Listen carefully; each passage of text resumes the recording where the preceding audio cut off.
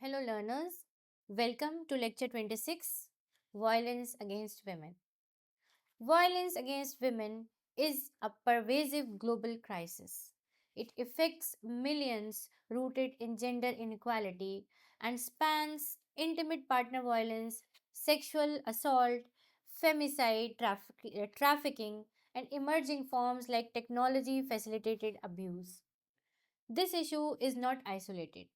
It's a human rights violation, public health emergency, and barrier to gender equity with ripple effects on families, economies, and societies.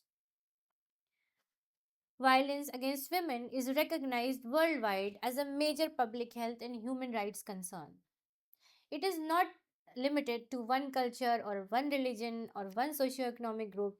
It is pervasive and systemic, rooted in gender inequality and patriarchal power structures, violence manifests in physical, sexual, emotional, and economic forms.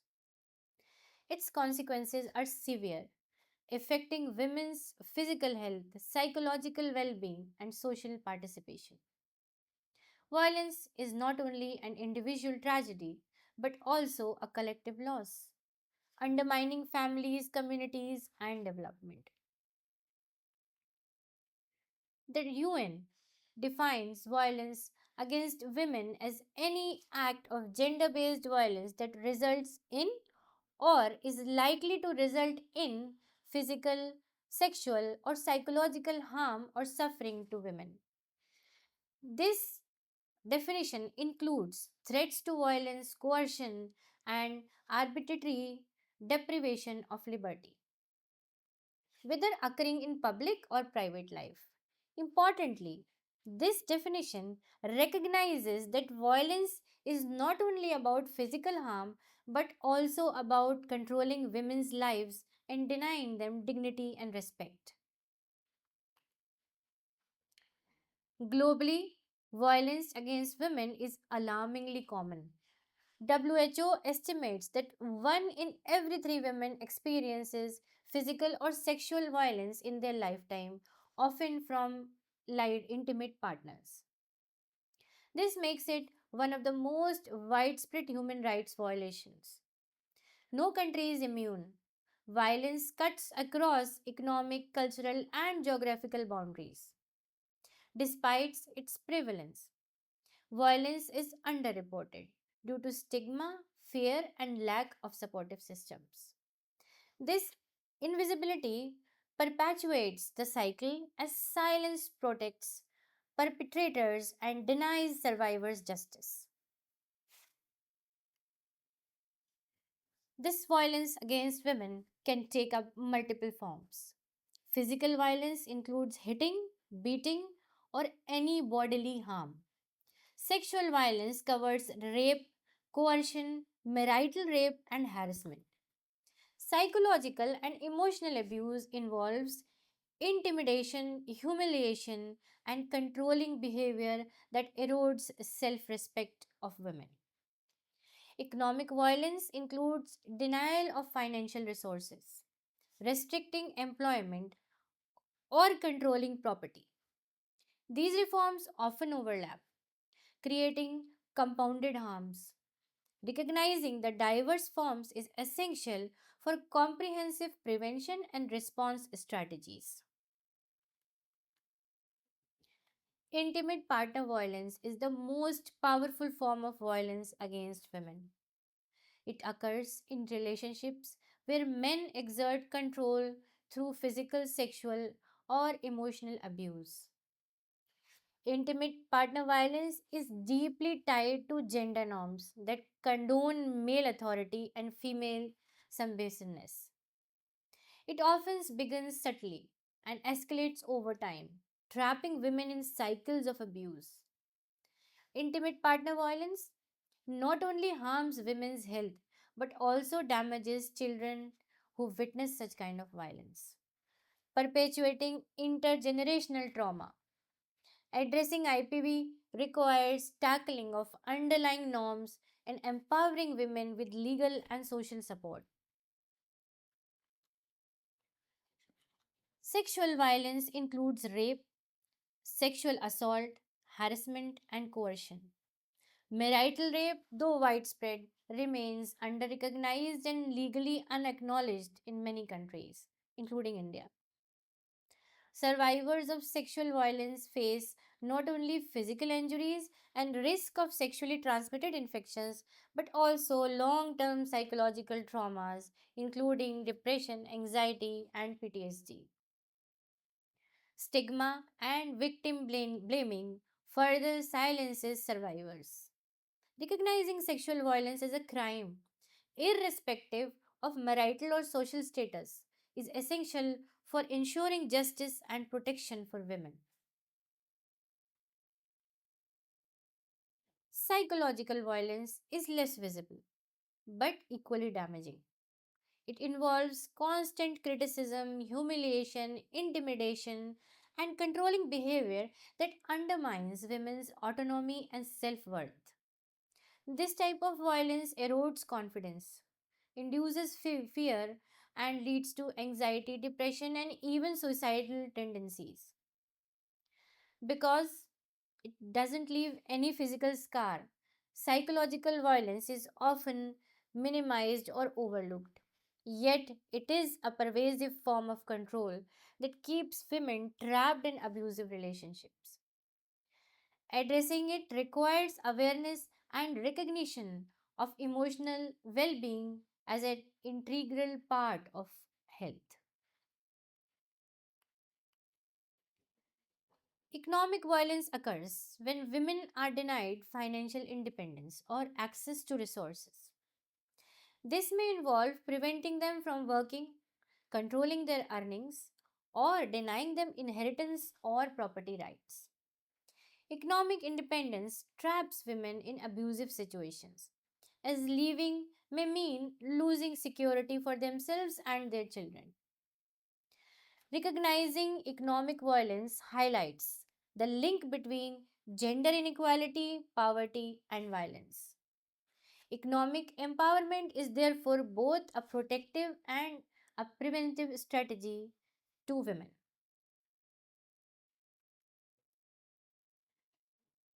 Structural and cultural forms of violence are embedded in traditions and customs.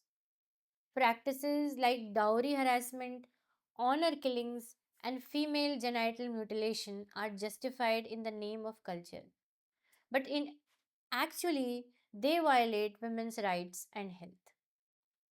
Honor killings punish women for exercising autonomy, while dowry demands fuel domestic violence and deaths.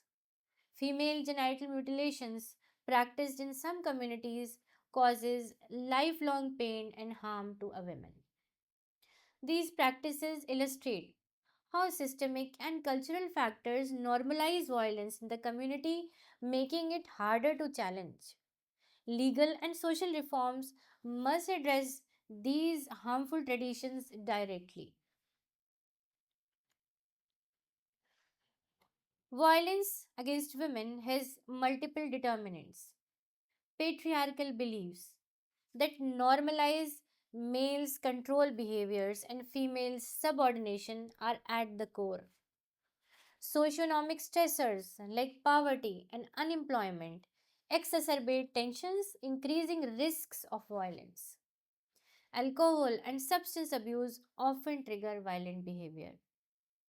Weak law enforcement and lack of accountability embolden perpetrators.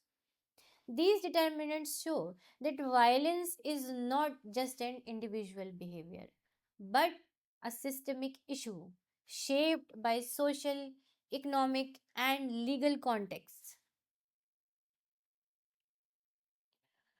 The physical health consequences of violence are immediate and severe. Injuries may include fractures, burns, and disabilities. Violence during pregnancy increases risks of miscarriage, premature births, and maternal mortality. Sexual violence leads to sexually transmitted infections, unwanted pregnancies, and unsafe abortions. Survivors often have reduced access to healthcare due to stigma or partner control. Thus, Violence directly undermines reproductive health goals, making it prevention central to improving maternal and child health. One more thing has to be prevented and condemned in our societies, in people living around us, that is, normalization of this violence in the communities have to be challenged. The psychological toll of violence is profound. Survivors often express depression, anxiety, and post traumatic stress disorder. Persistent trauma affects sleep, concentration, and self esteem. Violence is a major risk factor for suicide among women, particularly when combined with social isolation and economic dependence. Children exposed to violence also suffer from mental health consequences, perpetuating cycles of trauma. Addressing violence therefore requires integrating mental health support into healthcare and community services. Children who witness violence against their mothers are deeply affected. They may develop behavioral problems, anxiety, and difficulties in school. Boys exposed to violence may normalize it and later become perpetuators, while girls may accept it as inevitable. This creates intergenerational cycle of abuse. Violence also undermines family cohesion, creating environments of fear and distress rather than support. Protecting women from violence, therefore, safeguards children's development and the stability of the families and the communities. Violence against women has a wider societal consequence. Survivors, they often miss their work or lose their jobs, reducing economic productivity, and even their economic dependence occurs. Healthcare, legal, and social services costs for addressing violence are substantial. Violence also weakens social development as women participation in education, employment, and leadership is curtailed and restricted. Communities where violence is prevalent struggle to achieve equity and growth.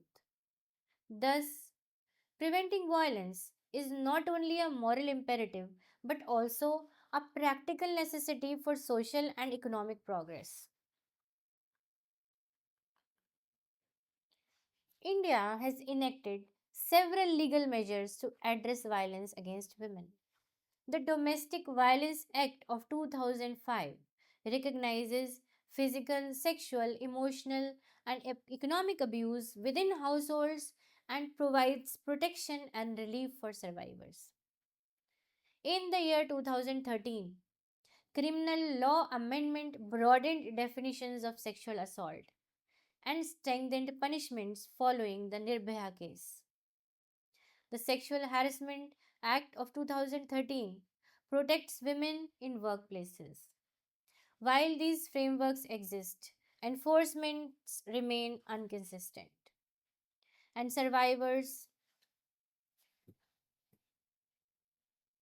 while these frameworks exist, enforcement remains inconsistent, and survivors often face barriers in accessing justice in time. International frameworks also shape response to violence. CEDAW obligates states to eliminate discrimination and violence against women.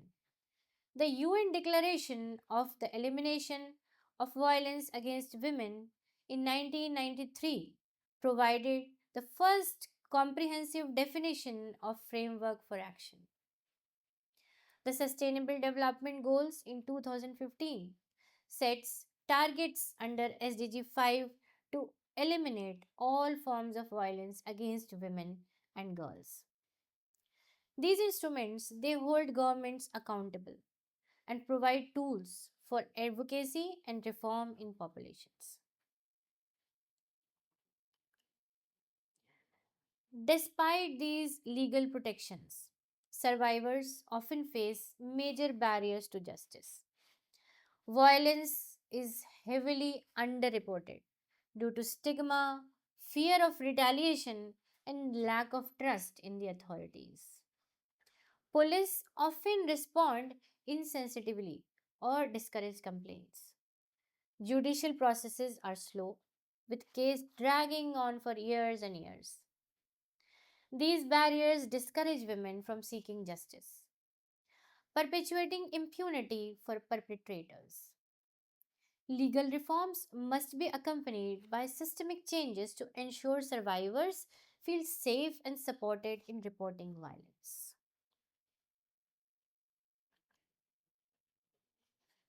Health systems they play a crucial role in responding to violence. Providers are often the first point of contact for survivors. They are the first people that a woman will approach for telling her conditions. They must be identified to identify sorry They must be trained to identify signs of abuse, provide compassionate medical and psychological support, and document injuries for legal purposes. Referral systems should connect survivors to shelters, counseling, and legal aid. Health facilities must therefore be safe spaces where survivors are treated with dignity and confidentiality so they can have the courage to come up against the society, against the people, and present of what they have been through. Communities have a vital role in preventing and responding to violence. Women's self help groups can empower members with knowledge and solidarity. Awareness campaigns help challenge harmful norms and encourage collective responsibility. Social accountability mechanisms, such as public hearings or community scorecards, hold local institutions accountable for addressing violence. When communities actively reject violence, they can create safer environments where women can thrive and live happily. Civil society organizations and NGOs often at the forefront of addressing violence. They provide shelters, crisis centers, and legal aid for survivors. Many offer counseling and rehabilitation services that go beyond immediate crisis response. NGOs also play a very critical role in advocacy and pushing for legal reforms and accountability in such crises. Their grassroots presence allows them to reach the survivors who may not engage with formal systems. Partnerships between civil society and government strengthen responses to violence. Media can shape societal attitudes towards violence. Responsible reporting raises awareness, challenges harmful stereotypes, and gives the survivors a voice. Campaigns through television, radio, and digital platforms can change norms and encourage prevention. However, sensationalist or insensitive reporting can re traumatize survivors and reinforce the stigma. The media must therefore balance freedom of expression with ethical responsibility, using its influence to promote dignity and justice of women.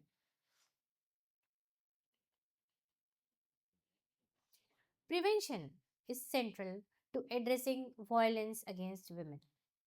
Education and gender equality programs challenge harmful norms and promote respect. Early interventions with adolescents build healthy relationships and skills to reduce acceptance of violence. Engaging men and boys is very critical as they must be allies in rejecting patriarchal norms and preventing abuse by supporting women and girls. Prevention strategies emphasize that violence is not inevitable, it is learned and can therefore be unlearned through collective actions. Reproductive health programs must address violence directly as it impacts maternal and child health outcomes. Screening for violence during antenatal visits can help identify survivors in need of support. Linking survivors to counseling, shelters, and legal aid ensures holistic care. Providers must be trained in gender sensitivity to offer compassionate and non judgmental services. By integrating violence response into RCH programs, health systems can help break cycles of abuse and protect women's rights. Now, as the world is moving fast and we are developing in technologies and systems, new forms of violence are emerging in this digital age. Online harassment, cyber stalking, and non consensual sharing of images affects women's safety and dignity. In conflict and humanitarian settings, violence against women increases due to displacement, lawlessness, and power imbalances.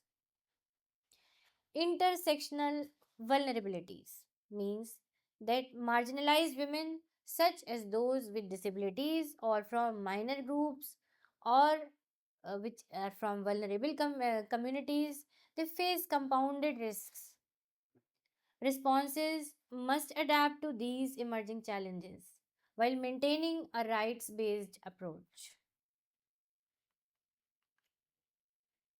Education systems are powerful tools for prevention. Curricula that promote gender equality and equity and respect for women can shift the attitudes from early life of people. Safe school environments protect girls from harassment and ensure they can complete education without fear. Empowering young girls through leadership opportunities and life skills training increases resilience against violence. Schools must therefore be safe spaces for building not only knowledge but also gender equitable values. Several global best practices demonstrate effective responses. One stop crisis centers provide integrated health, legal, and social support in single location, reducing barriers for survivors. Community mobilization programs such as SASA in Africa have successfully changed norms and reduced intimate partner violence. Integrated responses that bring together health systems, police, and social services ensures that survivors are receiving holistic support and care. Adapting to such models to local contexts can strengthen responses to violence against women and make stronger communities. The future of addressing violence against women lies in stronger legal frameworks, survivor centered services, and cultural change. Laws must be enforced effectively, closing gaps in protection. Survivor centered services prioritize dignity, confidentiality, and empowerment. Most importantly, cultural transformation is needed to challenge patriarchal norms, promote gender equality, and most important, the normalization of violence against women in the community. These directions emphasize that long term change requires not only the systems to shift but also a shift in values and attitudes of the community and the populations. To summarize, violence against women is not only a personal issue but a systemic problem rooted in inequality. It undermines women's health, violates rights, and hampers social development. It impacts ripple across families and communities and generations, making prevention and response urgent. Effective solutions require coordinated action across the health system, the legal system, education, and community systems. Empowering women, engaging men, and transforming cultural norms are central to progress in this direction. To conclude, violence against women is one of the most pressing human rights and public health challenges of our times. It denies women their dignity, autonomy, and well being. Addressing it is not only a moral obligation but also a practical necessity for achieving health, gender equality, and development goals. Ending violence requires legal reforms, health system readiness, community mobilization, and cultural transformation. As future professionals and advocates, you play a vital role in ensuring that women live free from violence with dignity and justice. Thank you so much. This was all for today's session. Next, we move on to lecture 27, which is about LGBTQ plus A issues in reproductive health and rights.